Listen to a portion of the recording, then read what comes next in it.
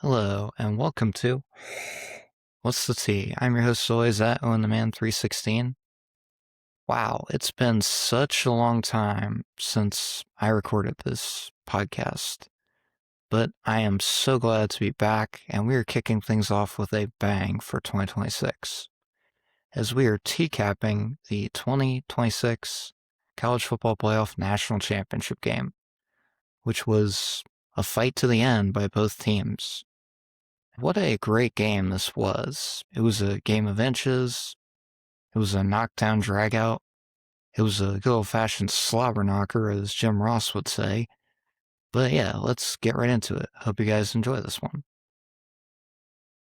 Now, before we get into the game itself, let's take a trip back and kind of look at how these teams both got here to this game.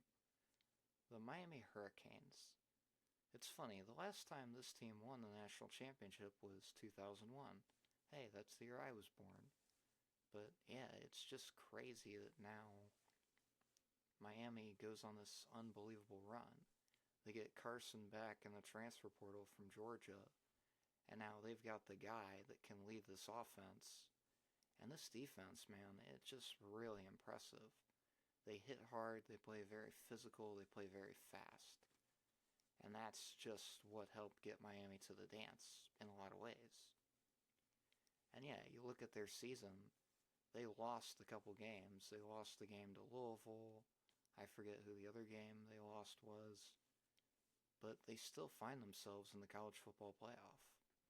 And that's the crazier thing is it came down to Miami and Notre Dame for who's going to get that spot.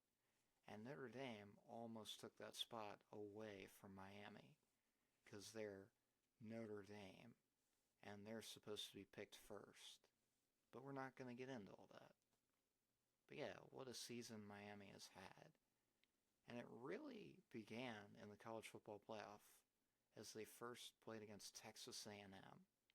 And I gotta admit, going into it, I had the Aggies winning this because their offense was on fire and their defense was playing well at times, and I thought they could do just enough to beat Miami. But the Hurricanes, they proved me wrong. And it's like Miami was pretending this was their Attitude Era run and they were Stone Cold Steve Austin. Because every single game they just dropped stunners. First starting with Texas A&M, going into a hostile environment in College Station and beating the Aggies on the road. Like, that's just a crazy thing, man. They were the 10 seed, Texas A&M was the 7 seed, and Miami, they were just not really looked at as the team that could get it done on the road. You know, like everybody thought Texas A&M, they're going to win this at home. They're going to go on and play Ohio State and probably lose in the Cotton Bowl. But instead, Miami just has a great performance defensively. Bad special teams play by both teams in this game as both their kickers missed several field goals, which is crazy. But in the end, Miami did just enough to get the win and get out of there and moving on to the Cotton Bowl against Ohio State. And man, I gotta admit, I really thought Ohio State was gonna just blow by Miami. Because I kind of thought, well, they got one lucky win on the road, but they proved me wrong. And they had a great game plan for Ohio State. Like right from the get go, it just seemed like the Buckeyes couldn't get anything going. Then they made a lot of mistakes. The pick six certainly didn't help either. But yeah, Miami finds a way to get it done on the road, beating Ohio State. And it's funny, the last national championship game they played in was against Ohio State way back when in 2002 in the Fiesta Bowl, which is remembered for one of the most controversial calls in college football history. Was it pass interference? Was it not pass interference? At the end of the day, it is what it is. Ohio State won that game. But now Miami, they finally got to exercise those demons from long ago, and they finally beat the Buckeyes. And they move on to the Fiesta Bowl against the winner of Ole Miss and Georgia. And boy, that was a real back and forth showdown. And Ole Miss, they just came out, had a great game plan for Georgia. And I gotta admit, I kind of wanted to see Georgia against Miami, because Carson Beck taking on his old team, that would have been cinema in the Fiesta Bowl. But don't worry, the Fiesta Bowl was absolute cinema, as you had Ole Miss and Miami. You had a really big matchup here. The Hurricanes trying to prove themselves, show that, yeah, we belong in the college football playoff. And Ole Miss, Lane Kiffin leaves to go to LSU. Now it's the Pete Golding show in the middle of the college football playoff. And Trinidad Chambliss, he's done a great job of getting this Ole Miss offense. Taking this Ole Miss offense to new heights. You know, like that team is just insanely good. And yeah, going into this game, I kind of thought, well, Miami, they've got to find a way to slow down that Ole Miss offense. And that is no easy task, as you saw Georgia struggle with that in the Sugar Bowl. But now, it's can Miami get it done? And this game kind of started off a little slow, but then Miami breaks it open. Ole Miss finds a way to go down and score. And then it just kind of becomes this back and forth showdown where neither team is giving an inch. And they're just going back down the field on each other. And it finally comes down to one drive. One last chance for Miami. If they win this game, they go on to the national championship on their home turf. But now can Carson Beck get it done on this final drive? And he has a great drive going. They get all the way down to Ole Miss territory. And then it comes down to one play. Beck takes the snap. There's nobody open. He takes off and scores the touchdown to take the lead and ultimately win the game, as the defense finds a way to keep Trinidad Chambliss from getting into the end zone. And the Hurricanes win, and another stunner pulled off by the Hurricanes. And that's how they got to the national championship. And that brings us to Indiana, which they made the college football playoff the year previous and lost to Notre Dame. And, you know, despite that, people were kind of like going in the preseason saying, well, Indiana, they're probably not for real. This was just a one-year wonder, if we can be honest here. But the Hoosiers, they got a massive gift from the transfer portal in Cal's quarterback, Fernando Mendoza. And he would go on to provide the spark that this offense needed, that they desperately needed to really get something going and really go on an amazing run. And they would start the year undefeated, going into a massive matchup against the defending Big Ten champion Oregon Ducks. And this game was not in Bloomington. It was at Autzen Stadium in Oregon. So you kind of wonder, how are the Hoosiers going to respond in such a hostile environment like this? And they go in and they beat the Ducks. And now all of a sudden everybody's like, okay, we got to keep a closer eye on Indiana. Because this team right here, there is something special going on in Bloomington. And then they had another big road test against Penn State, a team that basically was playing for a bowl game, as their season, despite being preseason favorites to win the national championship, was just absolutely terrible. Like, they just had this bad stretch of games where they lose to Oregon in a massive matchup at home, and then they lose to, I think it was UCLA, and then they lose another game. And now all of a sudden, Penn State, they're up on Indiana. And it's like, now people are thinking, oh, we may actually have a chance to turn it around this year. And then the Hoosiers, just like that, they find a way to win on the road in a hostile environment like Happy Valley with one of the most amazing touchdown catches I've ever seen, as Mendoza launched it to Omar Cooper Jr., who somehow gets at least a foot in bounds, secures the ball in the back of the end zone for a touchdown to give Indiana the win. And what a drive there by Fernando Mendoza. That right there, in my opinion, is what solidified him winning the Heisman, is those 2 wins on the road. Because, man, you can play well at home, but if you can't get it done on the road in a big game like that, that's just tough. And then the Hoosiers would advance to the Big Ten championship game for the first time ever. Indiana, that's right, the Indiana Hoosiers, the team that used to be so bad at football. They were considered basically a basketball school. And then Curt Cignetti gets there.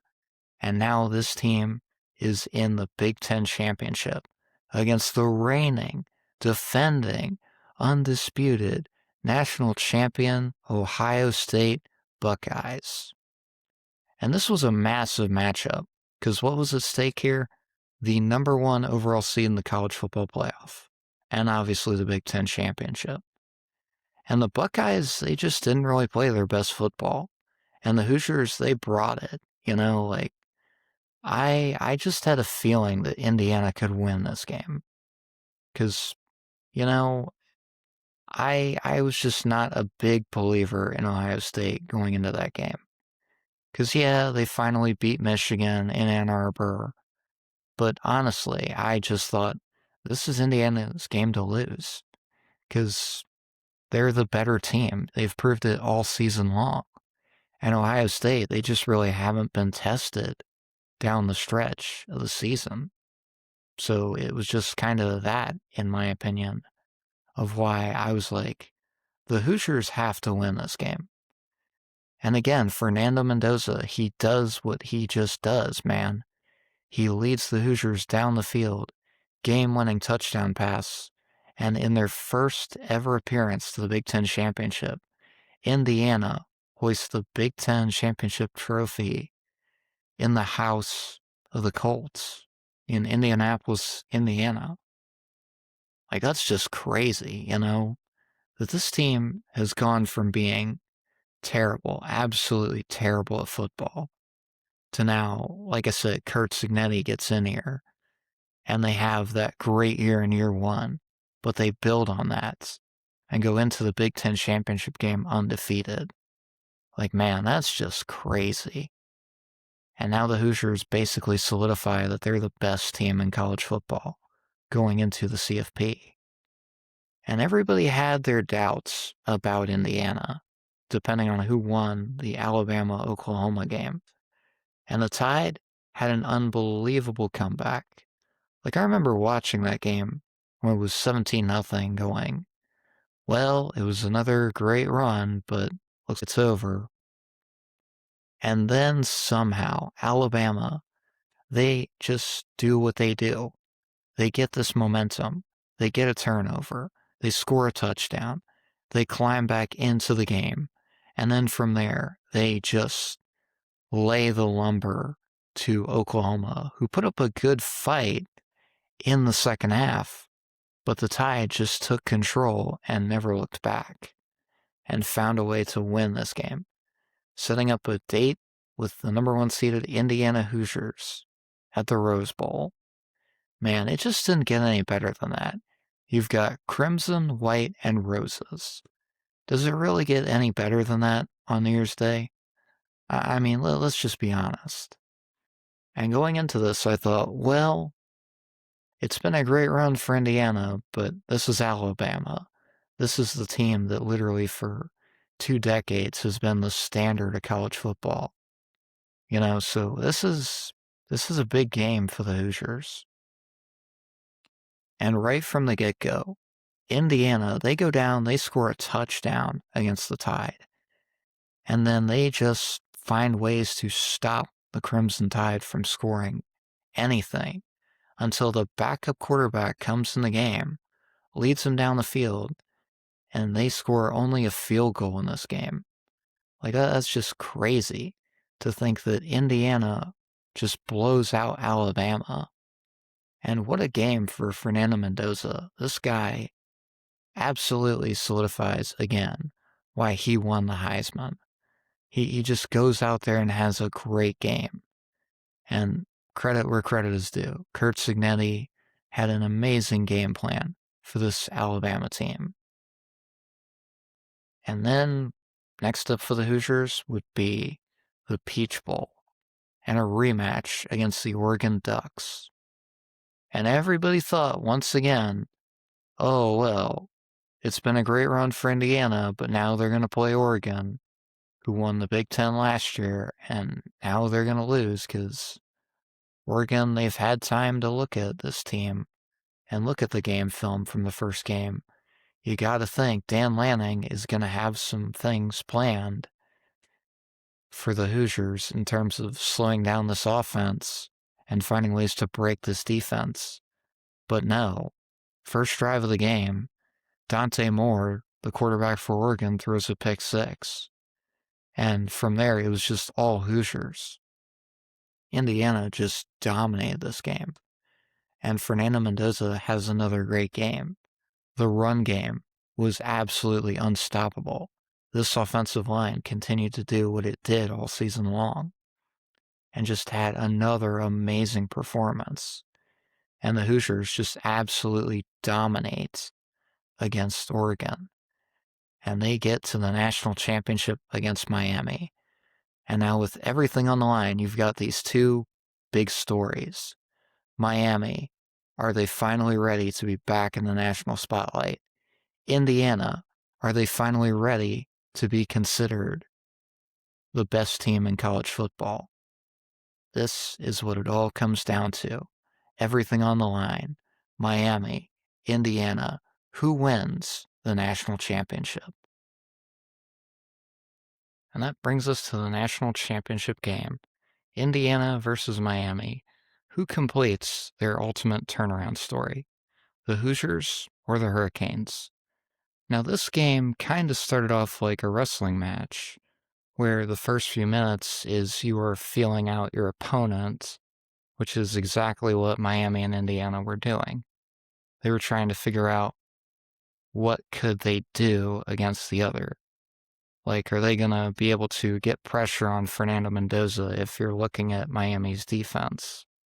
For Indiana, are they going to be able to run the ball? Are they going to be able to find some open receivers deep down the field? Like, that's kind of what you find out in the first two possessions, is just what can we do to get the upper hand and really control the pace of the game and how the flow of the game goes. And early on, it just seemed like neither team could really get anything going. Then the Hoosiers get on the board with a field goal to take a 3-0 lead. Then the second quarter, they get all the way down to the Miami goal line and punch it in with the big tight end to make it 10-0. At the half, the Hoosiers on top. And it almost seemed like it was all over for Miami. But then the second half began, and Miami's defense comes out and gets a massive stop and then goes down the field and scores a touchdown to make it 10-7. But the Hoosiers, man, this offense has just been absolutely unstoppable during the entirety of the college football playoff. Like, again, I go back to that Alabama game. It's like nothing could slow down Fernando Mendoza. Charlie Becker was always open, and these guys just kept cooking. And Keelan Black, not related, obviously, just continued to have a great game against Bama and a great game against Oregon. Like, this is how the Hoosiers just beat teams. And that's exactly what they did against Miami. They just stuck to what they knew how to do best. And now up 17-7, again, it's seeming like it's all over for Miami. But the Hurricane defense steps up.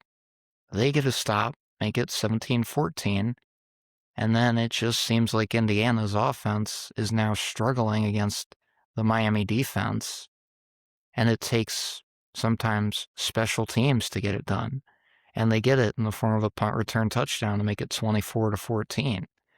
But you gotta really admire that Miami just did not go away in this game.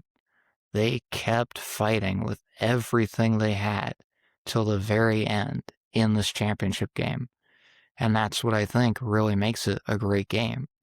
Is just both these teams gave it everything they had to win a national championship. And honestly, that's what it's all about. So now it's 24-21, and the Hurricanes are only down 3, but the Hoosiers, they add a field goal, make it 27-21. And now it's Miami's chance, their last chance, one more possession to try to win this thing. And it's all in the hands of the guy that left Georgia to come to Miami after kind of seeing the writing on the wall that the Dogs were ready to move on. Can Carson Beck do what he's done all season long and all college football playoff long, which is deliver when it matters most? And he gets the Hurricanes deep into Hoosier territory, and they get very close, very, very close. And then one play basically ends the game. Carson Beck drops back to pass, throws a deep ball, and it looks like there's an open receiver, but he just overshoots him, and it's picked off by Indiana. And the Hoosiers have done it. They've gone from we suck at football to we win at football. And they win the national championship. They become the first team in the history of the FBS to go 16-0. They complete a perfect season, winning their first ever national championship in college football.